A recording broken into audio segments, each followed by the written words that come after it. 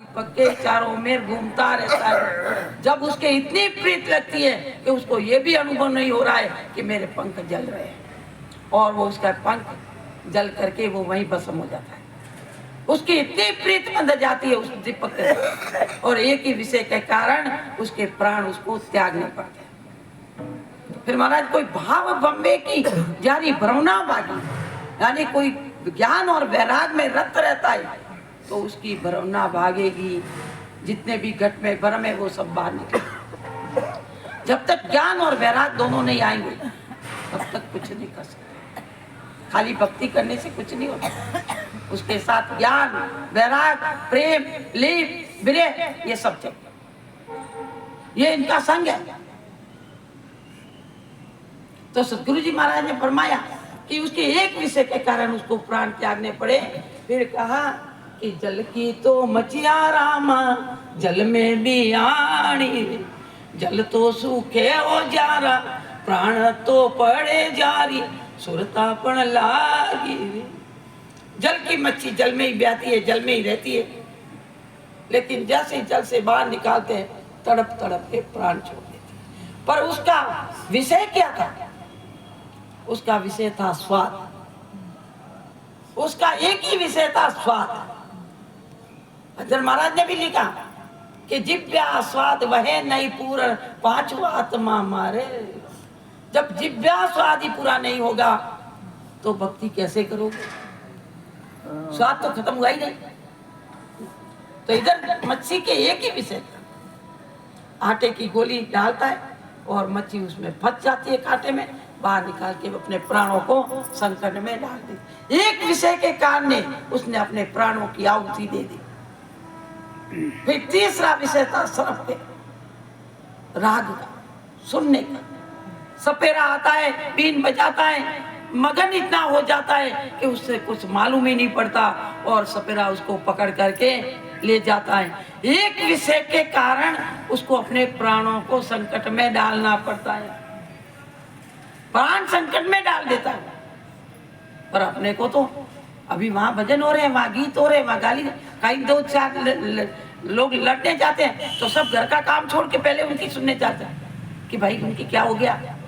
अब उसमें से अपने को कौन सा भाग लेना है?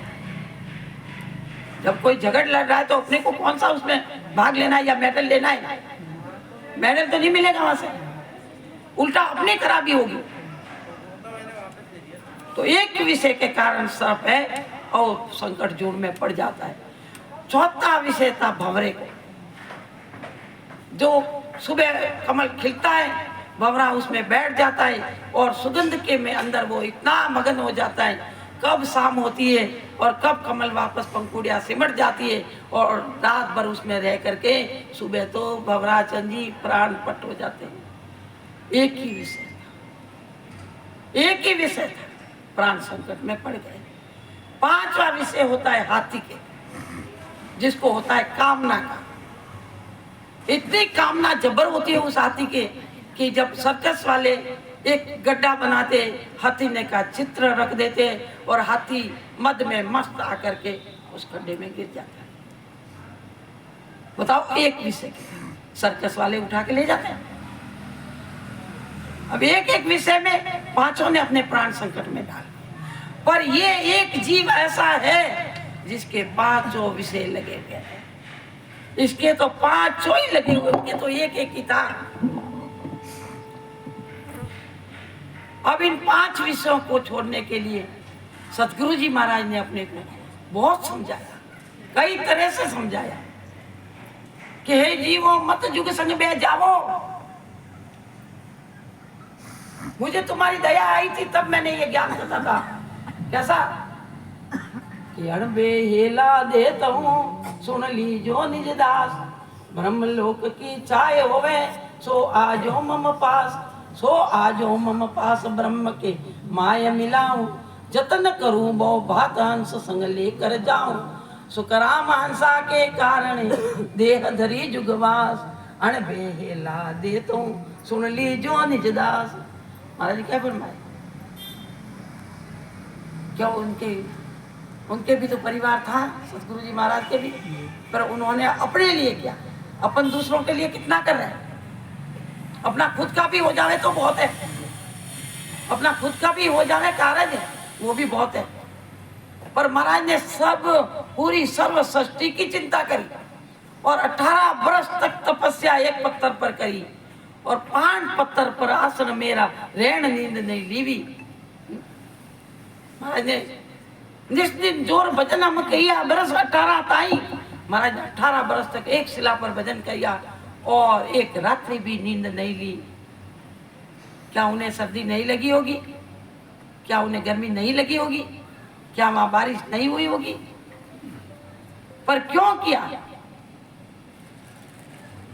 कि जब जमों की त्रास से जीवों ने त्राय त्राय किया तब उनको दया आई और उस दया के जरिए उन्होंने ये कार्य किया और उन्होंने कार्य करके फिर वहां जाकर पहुंच करके अणबे हेले दिए, यानी भय से रहित हेले दिए। वहां भय को काट दिया उन्होंने, वहां कोई डर और भय नहीं है। आज यहाँ भी संसार में अपन भजन करते हैं तो कहीं जा करके दावे के साथ कह सकते हैं कि हम राम से नहीं है। हमें सतगुरु सुखराम जी महाराज का जो ज्ञान है वो हमारे अंदर है। आ जाओ शास्त्रार्थ करने के लिए, कोई भी नहीं टिक सकता, कोई भी नहीं टिक सकता। किसी संप्रदाय का या द्वारे का कोई भी मनुष्य आएगा वो आपने सतगुरु जी महाराज के ज्ञान के आगे नहीं टिकेगा, आखिर में उसको हार माननी पड़ेगी। जैसे राजा चंदूलाल थे, तात्या थे और विठल राम थे, पंडित जी थे, बालाजी थे, उन्होंने सबने महाराज जी का चरना लिया। उसी तरह सब संप्रदाय वाले और सब धर्मों कर्मों वाले महाराज जी का ज्ञान सुन करके अपने शस्त्र डाल देते हैं। इसलिए महाराज ने कहा कि अणबे हेला दे तू सुन लीजो निज दास, निज दास